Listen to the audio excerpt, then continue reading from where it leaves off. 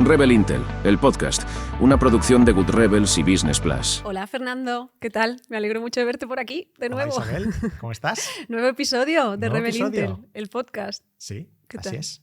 Bien, emocionados de tener el podcast ya en directo, vivo, fantástico. Bueno, le damos también la bienvenida a las personas que se hayan decidido a escucharnos, acompañarnos, vernos en vídeo, todas esas múltiples opciones que tienen. Bienvenidos. Y bueno, vamos a intentar ir aterrizando todo esto de la inteligencia artificial generativa, buscando aplicaciones prácticas. Y aquí hay una parte en la que yo creo que quizás uno de los ámbitos en los que mejor se pueden ver ejemplos, que es precisamente en el e-commerce, ¿no? Sí, es cierto que el e-commerce, el e-commerce es un campo de aplicación muy grande, ¿no? Y podríamos hablar de diferentes momentos del funnel de venta y de conversión y de cuánto de cerca estás ya de la venta, ¿no? Pero si nos enfocamos en lo que son las tiendas online, en cómo, las tiendas están usando la inteligencia artificial, ¿no? Online para convertir mejor, para conseguir más ventas, ¿no? La verdad es que el primer ejemplo que se me viene a la cabeza sería el de Amazon, ¿no? Que fue el que prácticamente inventó muchas cosas que hoy son normales en e-commerce. Y una de las primeras aplicaciones de inteligencia artificial, aunque mucha gente casi ya se le olvida que eso es inteligencia artificial, sería aquel cliente que compró este libro, pues también compró este otro, ¿no? Con lo cual, ese motor de recomendación de Amazon fue uno de sus secretos de éxito. Estaba muy basado estaban introduciendo un nuevo sistema por el cual no solamente era el tipo de cliente, sino es este libro, en qué otros cestas de compra se ha comprado. Entonces, ahora mismo estoy comprando yo, combinando quién soy y qué libro estoy comprando para que él recomendara, ¿no? Ajustara un poco la recomendación, y fue un éxito. Y desde ahí todos los motores de recomendación que conocemos, que ya evidentemente están empezando a aplicar inteligencia artificial generativa. Es muy interesante porque esto que estás comentando en su momento era simplemente inteligencia artificial. Sí. No era inteligencia artificial generativa, ¿no? No. Que creo que al final parece que se nos olvida un poco que lo veníamos haciendo desde hace mucho tiempo y pasando desde Amazon hasta llegar al ejemplo también en tema de recomendaciones, por ejemplo, de Netflix, ¿no? Sí. O sea, que al final es algo que venimos haciendo, pero fíjate, Gartner creo que decía que un 1,6% de las interacciones con clientes ya estaban automatizadas antes. Sí. Entonces, yo creo que la cuestión aquí es ver qué nos aporta la inteligencia artificial generativa con respecto a lo que ya veníamos haciendo, ¿no? Y esa es la parte de, podemos poner ejemplos de dónde está ese valor añadido. ¿Qué cosas son nuevas? Eso, ¿no? es, qué cosas nuevas se pueden hacer. Sí. Es cierto que esos motores de recomendación están mucho más basados en históricos de datos, no una especie de predicción, ¿no? Todo lo que es el análisis predictivo y el uso de lo que se denomina machine learning, ¿no? Para que los algoritmos entendieran mejor cómo vamos actuando y cómo vamos siendo capaces, ¿no? de recomendar productos que son más afines, ¿no? a ese hábito. Sin embargo, ahora de lo que se trata es de cómo uso algoritmos que me pueden ayudar a crear, por ejemplo, contenidos, a mejorar mis imágenes en el e-commerce, cómo uso estos nuevos algoritmos, ¿no? Pues para conseguir que se venda más en la tienda online. Se sabe desde hace mucho que una buena imagen vale más que 1000 palabras en e-commerce. Es decir, una buena foto de producto genera más impacto y tiene mejor conversión. Entonces, claro, aquí el gran reto es para muchos de los comerciantes que están dando sus primeros pasos en el entorno online, cómo consigues que esas imágenes sean buenas, que sean llamativas, que sean... no todo el mundo tiene un equipo de producción, un estudio para hacer las fotos perfectas, ¿no? Entonces, ahora mismo la promesa de estos nuevos motores que dibujan, ¿no? Es que nos ayudan a mejorar la foto de producto. Digamos que yo hago una foto de una taza y puedo cambiarle el fondo, puedo mejorar la apariencia de esa taza, puedo poner la taza en un fondo al aire libre, encima de una mesa, en la cocina, ¿no? Entonces, toda esa capacidad de la inteligencia artificial generativa se está poniendo al servicio de los comerciantes online, ¿no? Y hay startups como Bestever, que todavía están en lista de espera, ¿no? Y que las primeras imágenes que han publicado es muy impactante, porque puedes tener como si fuera un estudio profesional, una simulación de unos fondos maravillosos. La gente va a flipar. Cualquiera va a tener capacidad en su tienda online de tener realmente fotografías de producto muy adecuadas, ¿no? Y otras herramientas como Chat AI, que es de, bueno, no recuerdo ahora mismo el nombre, pero al final son herramientas que están utilizando o algunos de los motores de los modelos que dibujan ya, o están utilizando en open source o a través de APIs, ¿no? Lo cierto es que no se está haciendo esperar la respuesta de los grandes incumbentes, ¿no? Que es, Google tiene Google Studio, que permite igual gestionar tu catálogo de fotos y mejorar las fotos. Amazon está haciendo lo mismo, Shopify va a hacer lo mismo, ¿no? Y no solamente son fotos, ¿no? También hay toda la parte de textos. La parte de texto, bueno, yo te iba a decir aquí, incluso una parte de vídeo que seguramente acabemos viendo. Porque por supuesto. Esta parte que comentabas, ¿no? De al final no se trata solo de que, o sea, se trata también de que esto lo que hace es democratizar el hecho de que cualquiera, porque utilizabas la palabra cualquier e-commerce, ¿no? Cualquier negocio pueda utilizarlo. Entonces, decimos la foto, la parte de texto, muy interesante. ¿Algún ejemplo? Sí, fíjate que me acabas de recordar. Estaba probando, cacharreando esta semana con Runway ML. Runway es una de los servicios de edición de vídeo o de generación de vídeo desde imagen o desde texto, ¿no? Le puedes dar un texto y él te propone un vídeo. Son vídeos cortos, consume mucha capacidad computacional, es más caro, ¿vale? Crear vídeo, y va más lento, ¿no? El vídeo todavía está un poco más incipiente comparado con lo fantásticamente bien que están funcionando el texto y la imagen, ¿no? Pero imagínate que puedes subir una foto de esa taza y detrás tienes un río y el agua se mueve.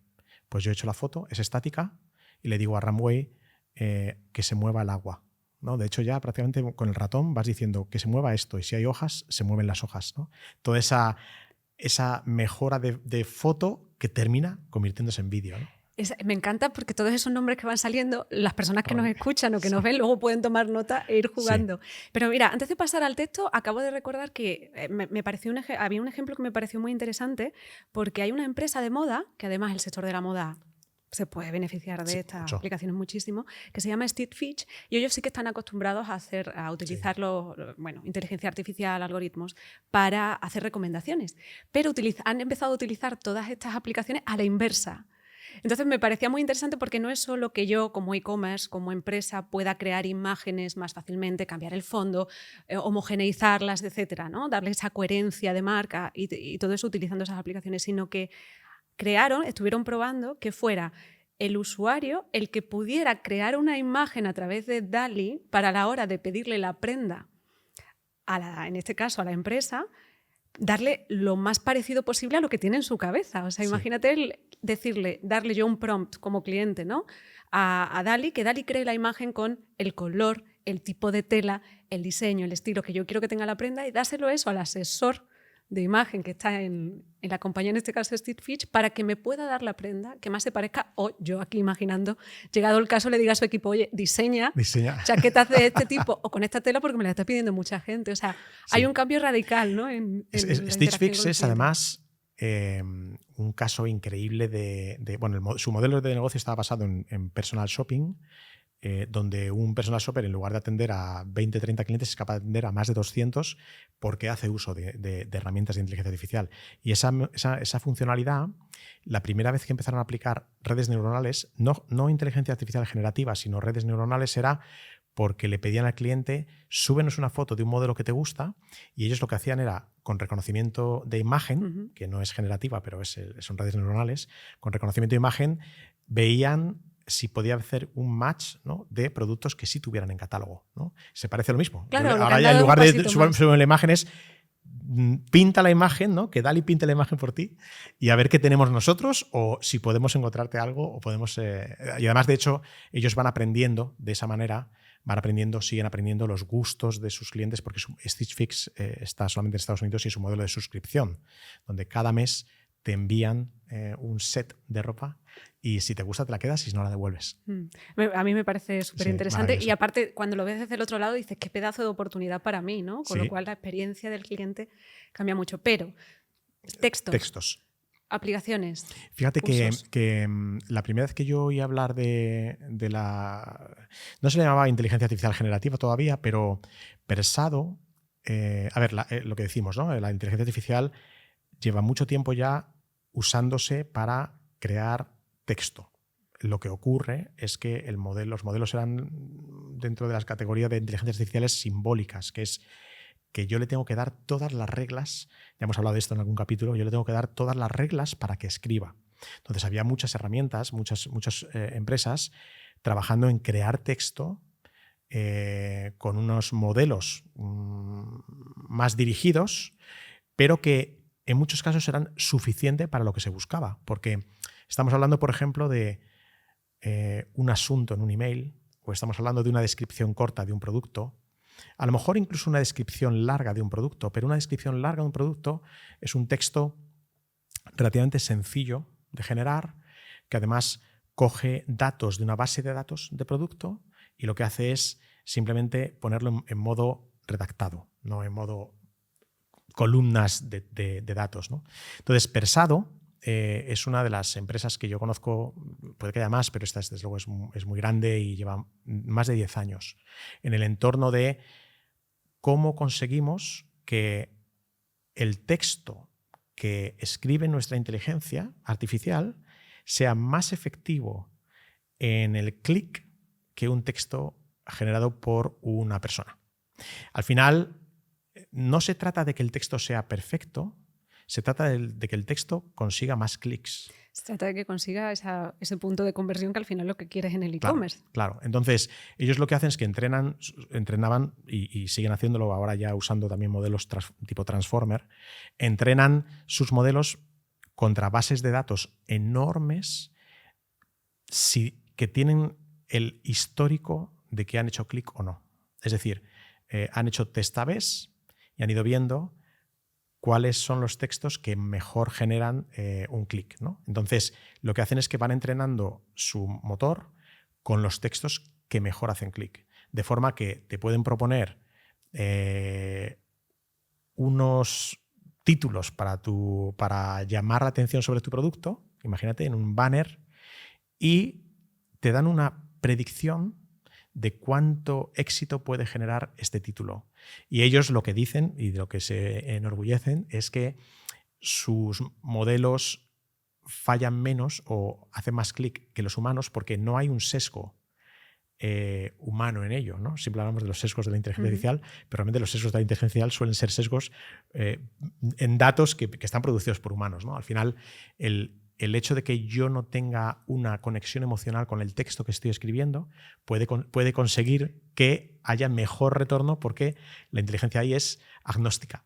Claro, ahí me recuerda algo que de hecho te leí a ti, que hablaba de las organizaciones basadas en datos, sí, y las que no, Cuando quitas la emoción, porque hay veces que tomamos malas decisiones. Claro, porque estamos apegados. Estamos apegados y tenemos nuestros sesgos, ¿no? Eso es. Mencionabas Persado, hay otras aplicaciones como Cohere y luego Typeface, por ejemplo, para homogeneizar catálogos. Sí. Pero yo he de reconocer, y esto te lo voy a pedir expresamente, que yo leí un caso, ese lo descubrí porque leí tu newsletter y me encantó, y que tiene que ver también con creación de textos, pero usando reviews y reseñas de clientes, que es el de CarMax. Sí. Yo quiero que nos cuente. Es un caso es un caso que publicó Microsoft en su acuerdo con OpenAI para incluso antes de que se lanzara ChatGPT, digamos con el modelo GPT-3, ya se estaban haciendo pruebas con algunos clientes, y CarMax lo que quiso fue crear... CarMax es una empresa americana de venta de coches usados, creo que también está en España, en Europa, pero sobre todo muy, muy fuerte en Estados Unidos, y lo que querían era conseguir textos más convincentes en su página web para coches usados. Entonces, lo que hacían era, lo que hicieron fue descargarse todas las reseñas de usuarios, y sobre esas reseñas le pidieron a GPT-3, ahora imagino que usan GPT-4, le pidieron que hiciera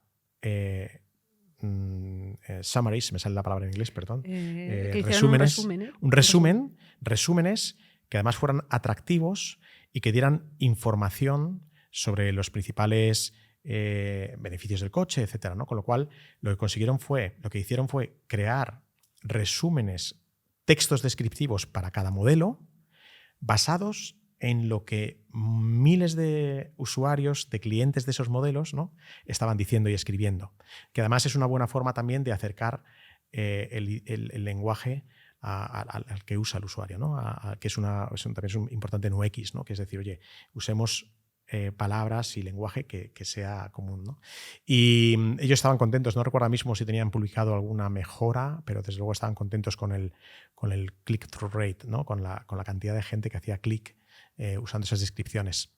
Y es un caso diferente, ¿no?, de construcción de texto, pero a través de muchísimos comentarios de personas. Y que posiblemente antes no se podría haber hecho. Claro, posible porque tenemos la inteligencia artificial generativa, y yo recuerdo, además, este dato a mí me llamó mucho la atención, 11 años, decían que habrían tardado 11 años en hacerlo si lo hubiera hecho una gente. Sí. O sea, 11 años de trabajo son muchos años. Son muchos años. Con lo cual, ahí vemos una de las ventajas, ¿no?, o de lo que puede aportar. Sí que es cierto que al final yo lo que veo, ¿no?, es que si bien veníamos utilizando la inteligencia artificial hasta el momento, la inteligencia artificial generativa viene a aportar como un extra de rapidez en muchos de estos procesos, fluidez, y también tiene esa otra parte que es más interactiva y más humana, ¿no?, que lo vemos en las imágenes, en los textos, pero que además yo creo que tiene un impacto muy importante, no solo en esa parte pura, podríamos decir, de marketing, de lo que la empresa crea y cuenta a sus clientes, sino también en la parte como tal de atención al cliente, de gestión de ventas, de reclamaciones y todo este tipo de cuestiones, ¿no? Porque al final esa parte de experiencia en e-commerce es fundamental. Sí, es cierto que la parte cómo me resuelves una duda casi en tiempo real, ¿no? Si estoy a punto de hacer una compra o estoy en un proceso ya cercano al momento de la compra, pues es difícil, ¿no? Es decir, al final, cuanto más rápido sea ahí, seguramente mejor conversión tendré. Claro, y luego incluso si tengo una reclamación y tengo que atender a una persona que no está conforme con el producto o que necesita una reparación. Y es ahí quizás donde vemos las aplicaciones más sorprendentes, ¿no?, que es podríamos decir, el paso más allá que se da gracias a la inteligencia artificial generativa, por ejemplo, con los chatbots. Efectivamente, hay una revolución ahora mismo en ciernes y en marcha con todo el uso de los chatbots, que no es nuevo, ni mucho menos. Volvemos a decir que, ¿no?, que la inteligencia artificial de creación de texto ya existía, ¿no? Lo que ha cambiado ha sido, bueno, pues que la metodología o la tecnología que hay detrás ahora es mucho más humana, suena mucho más natural, ya no hay alucinaciones, pero no hay frases que suenen torpes, ¿no?, que suenan poco humanas, ¿no?, que esto lo ha escrito una máquina. Entonces, los chatbots se llevan usando, y los web chats, ¿no? El web chat es directamente con una persona al otro lado, ¿no?, en la tienda online, pero el chatbot, intentando dar acceso a preguntas frecuentes, a preguntas sobre productos, sobre catálogo, se lleva mucho tiempo aplicando, ¿no? Y de hecho, el uso es mucho más alto del que se piensa a veces, y los usuarios no están tan descontentos como a veces nos parecía, ¿no? Que es que esto de los chatbots, al final tengo que llamar por teléfono porque esta máquina no me entiende, ¿no? Muchas dudas de primer nivel se resuelven a través de chatbots. Y además los chatbots también se pueden usar para cosas muy específicas. Yo recuerdo un proyecto que tuvimos desde Good Rebels en Londres con Lexus para crear un chatbot muy específico para llevar gente a probar, hacer una prueba de Lexus, ¿no? Lo hicimos a través de Facebook Messenger, pusimos un chatbot en el Messenger y empezaba dándote cierta información sobre el coche, sobre modelos de Lexus, a alguien que le interesaba el modelo de Lexus, etcétera, y terminaba, iba intentando llevarte a convencerte a que hicieras una prueba del coche. Los fabricantes de coches siempre dicen que tienen más modelos a disposición, y los concesionarios tienen más modelos a disposición para pruebas de clientes, pero los clientes no suelen reservar una prueba de coche, ¿no? Entonces, saben que si son capaces de llevar a un cliente a hacer una prueba de coches, tienen más probabilidad de conversión a posteriori. Es decir, si tú estás decidiendo en casa solo a través de vídeos y de reviews de periodistas y de información que te encuentras en foros, pues tienes más posibilidad posiblemente de comparar con diferentes marcas, ¿no? Pero si vas al coche, la experiencia de conducirlo te hace que estés mucho más cerca de la compra y de la decisión de compra de ese modelo, ¿no? Entonces, de hecho, ese chatbot tuvo bastante éxito.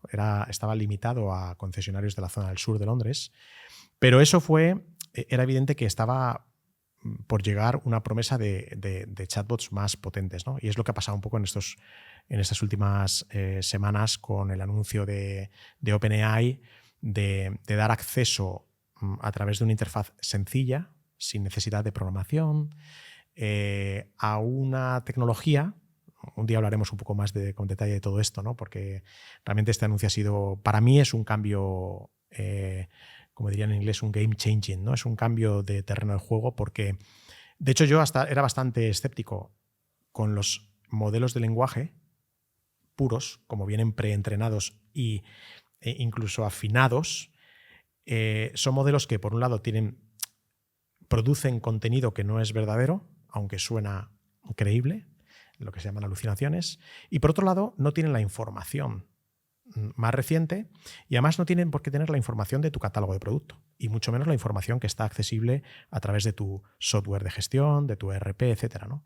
Con lo cual, el cambio que está introduciendo ahora mismo OpenAI y que seguramente veremos en otras empresas de tecnología es que muy fácilmente nos den acceso para poder subir nuestros documentos de forma que cuando yo le hago una pregunta a un chatbot, no intenta inventarse la pregunta, no alucina, ¿no? O no alucina tanto. No alucina tanto, sino que hace una búsqueda semántica a través de vectores con los documentos, en los documentos que yo le he entregado. Y en esa búsqueda semántica lo que consigue es ver si hay, ¿no? Pues hay un nombre de un producto, me imagino un producto de IKEA con esos nombres suecos tan suecos como lo hacen ellos, ¿no? Pues decir, oye, aquí hay un producto, este producto lo vectorizas, este producto es una silla, lo entiendo porque está hablando de sillas, tiene estos precios, puedes hacer una búsqueda semiestructurada, ¿no? O puedes hacer incluso bases de datos semiestructuradas, porque no solamente lee texto desestructurado, puede leer CSVs, puede leer hojas Excel, ¿no? Y entonces, digamos que es como una gran revolución, porque ahora sí que va a ser capaz la combinación de modelo de lenguaje preentrenado con nuestros documentos va a ser capaz de limitar las respuestas, más seguirán alucinando, ¿eh? O sea, y eso seguirá siendo un problema. Y se está trabajando mucho en eso. Pero sí que va a ser un cambio, ¿no? Y eso y Code Interpreter, ¿no? Que es un poco el sistema para no solamente hacer búsquedas en texto o en datos no estructurados, sino para hacer búsquedas y hacer análisis de datos, ¿no? En tablas de datos estructurados. Es muy interesante. Yo siempre me planteo, digo, podríamos llegar en algún momento a decirle, si no sabes la respuesta, no me contestes, ¿no? Sí. En cierto sentido ya empieza a haber mucha picaresca de prompt. Yo le llamo más picaresca de prompt que ingeniería de prompt, porque ingeniería me parece un poco... Yo soy ingeniero y me da un poco de cosa llamarle ingeniería a la hora de hacer buenos prompts, ¿no? Pero sí que es verdad que hay muchos prompts que ayudan a que los modelos a superar ciertas barreras, ¿no? Y a eliminar, ¿no? Por ejemplo, el otro día leía que si tú le dices que esto es muy importante para ti y te pueden despedir si no das la respuesta adecuada, el modelo debe saltarle alguna alarma y entonces es más posible que te responda bien. Me voy a anotar ese truco, en plan, sí. De verdad, esto tiene que salir bien porque si no, me quedo sin trabajo. Si no me despiden. Me lo voy a apuntar. Mira, con todo esto que estabas comentando, recordaba Kate Leggett de Forrester, la vicepresidenta de Forrester, decía que la mitad de los consumidores, por ejemplo, si no obtenía una respuesta rápida y satisfactoria, abandonaba. Claro. El proceso, ¿no? de compra, por ejemplo. Yo creo que soy uno de esos o soy de los que, vamos, más rápido todavía. Claro, pero me sorprendía porque, fíjate, yo pensaba que teníamos más paciencia. Pero ella decía que para las llamadas de teléfono esperábamos una respuesta en menos de 2 minutos. Pero curiosamente, para los mensajes de texto, entiendo la interacción, por ejemplo, con un chat, esperábamos respuesta en menos de 1 minuto. Madre y si mía. no, nos vamos, ¿no? De aquí. Entonces, creo que es muy interesante esas nuevas capacidades que pueden añadir este tipo de chatbots si conseguimos que sean rápidos, dinámicos y que encima nos den la respuesta que estamos buscando, ¿no? Así es. Y el hecho de que, por ejemplo, antes o después ya se puede, ¿no? Ya se puede hablar con ChatGPT por voz, ¿no? Y te responde por voz.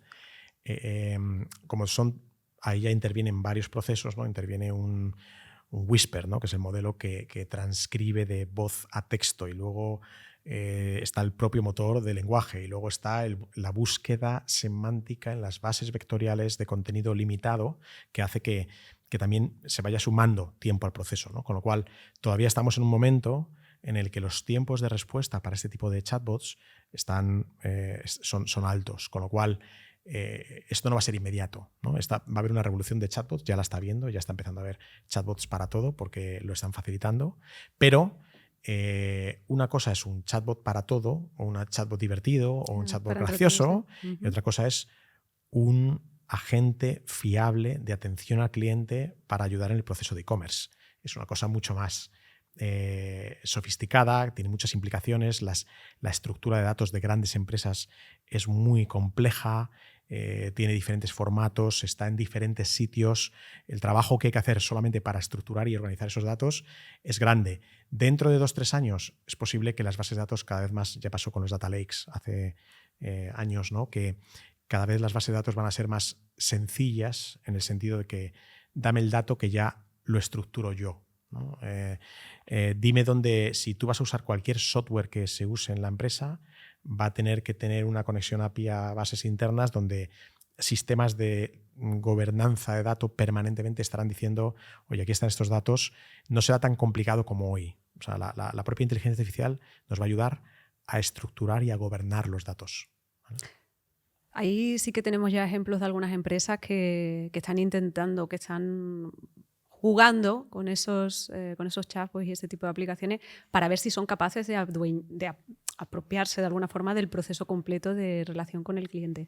Pero precisamente enlazando con el tema que comentabas, ¿no? De los datos que tiene la compañía, más allá de que yo pueda crear un chatbot que interactúe con mi cliente, hay otra aplicación, otro ámbito en el que la inteligencia artificial generativa puede ser de gran ayuda, que es precisamente convertirse en la muleta de la gente, de la persona que está en un momento dado al otro lado del teléfono para atención al cliente o en un equipo de ventas. O sea, esa otra parte no la podemos despreciar, porque ahí de nuevo entiendo que la rapidez de respuesta, la capacidad para gestionar tantísima información en tiempo real es también importante y es un soporte. Muy importante, y además muchas empresas en la búsqueda por una diferenciación va a haber reacciones, ya la está viendo, contra la inteligencia artificial en todos sitios, de forma que muchas empresas dirán, aquí te atiende siempre un humano.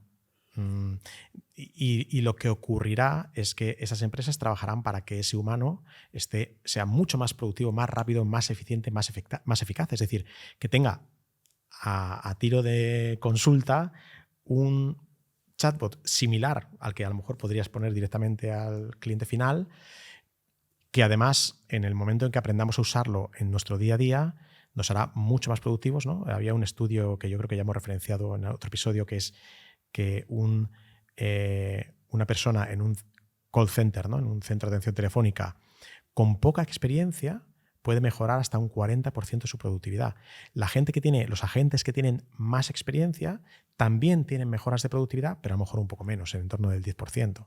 Entonces, claro, de repente te das cuenta que los call centers que tienen rotación, que es complicado, es mucha información que hay que tener en la punta de los dedos cuando un cliente está en el teléfono, a lo mejor un poco enfadado, con una reclamación en marcha. Entonces, ese chatbot de muleta, ¿no?, a la gente de atención al cliente, de atención telefónica, va a ser, importantísimo. O sea, no van a poder vivir sin un chatbot como ese.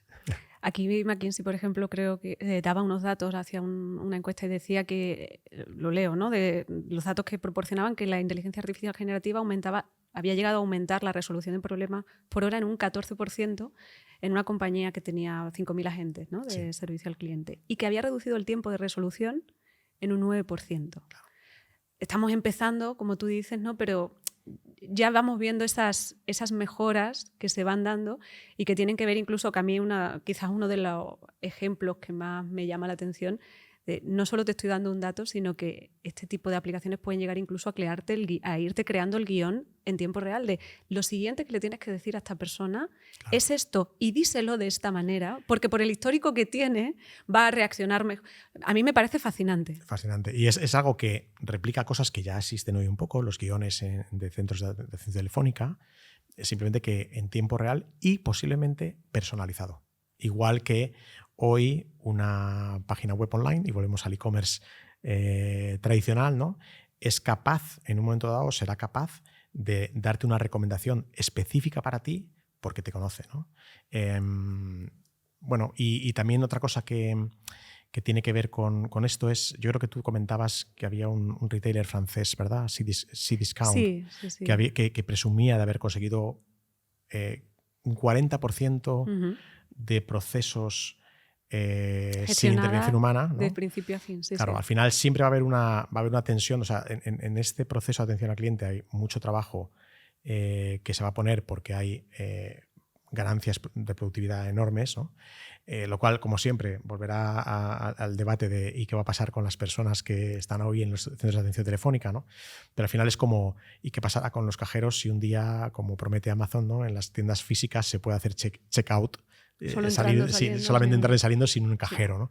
Al final son procesos muy automatizados o automatizables. Siempre que haya un proceso automatizable se termina automatizando. Sí, y hay que valorar, ¿no? Como decías al final, qué capacidades adicionales, qué capacidades extienden, ¿no? Este tipo de aplicaciones.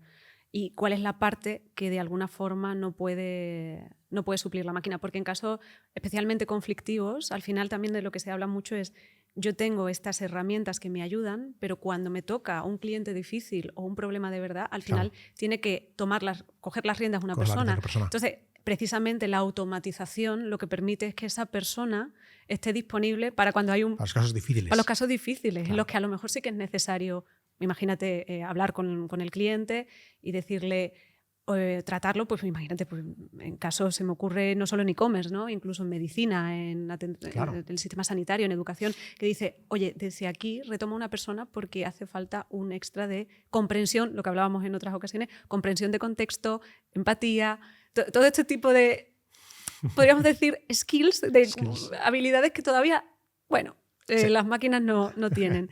Se me ocurren muchos temas que por otro lado, habría que tratar aquí porque al final estamos hablando... Bueno, creo que esa palabra que has mencionado al final, personalización, no deja de ser como el resumen de todo lo que esas aplicaciones de inteligencia artificial generativa pueden aportar al e-commerce.